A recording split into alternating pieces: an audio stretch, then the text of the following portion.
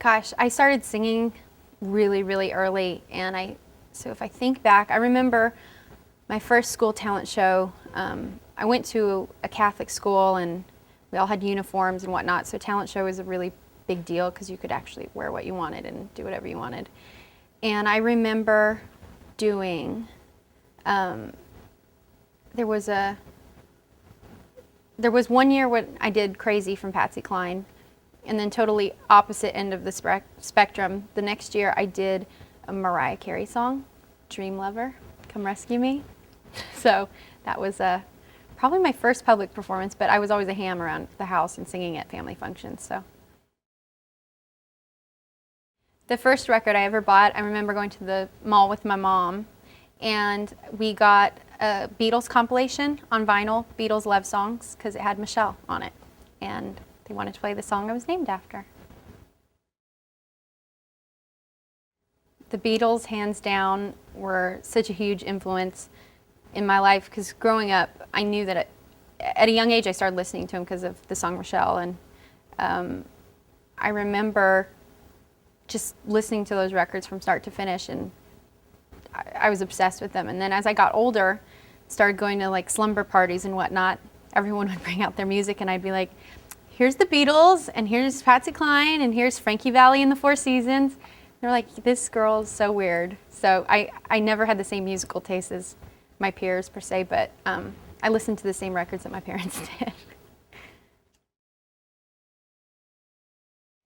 The first concert I ever attended, I don't even know if you guys are going to know who this is. I was 5 years old, and there was a band called the Jets, and they were a family band, and they were playing at the Arizona State Fair.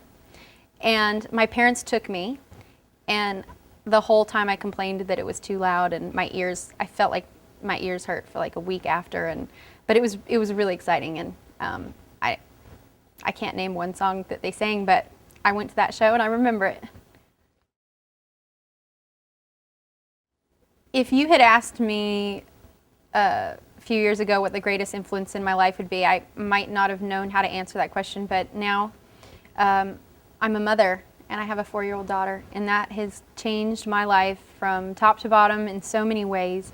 And I think that when you have a kid, it makes you really dig down deep and find what you believe in and what's important to you and what your values are. And never had really thought about it that much until I had this little person to take care of. And so she's just completely changed my life in the best of ways.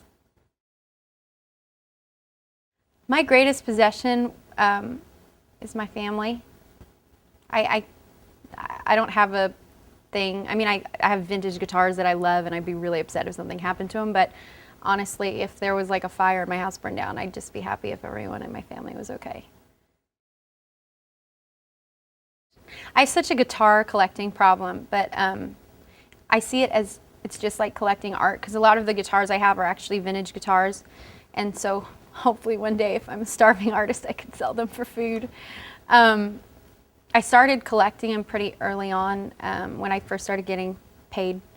That was like my big splurge. My first big splurge was a 1968 Gibson Hummingbird that I wish I could take everywhere with me, but I'm afraid to travel with it. So Gibson was so cool, and they took it and they scanned it with this computer thing and actually made replicas of them. So I feel like I have my vintage guitars out, but I don't have to worry about them getting ruined. I would wait in line to see the Beatles back in the day. They were just such a huge part of my life that I don't know what I would do if I saw them, but it's been interesting. Paul McCartney and I have been kind of missing each other ever since I started making records. When I was in the studio making my first album, he was in the same studio, and the one day I left for lunch, I came back and everyone's crying, like sitting there going, oh my God, you just missed Paul. Second record, he's in there, I miss him again. And then this album I was recording in New York, and his son was making an album downstairs, and I missed him by a day. And it's just like, now I don't know if I really want to meet him or not, or just keep up this charade of missing him by moments.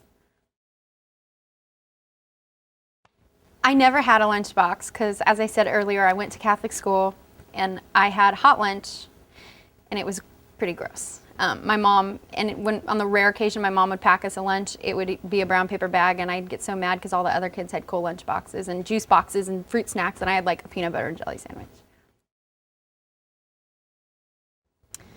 The most memorable gift given to me is a buffalo head that was given to me by Ted Nugent.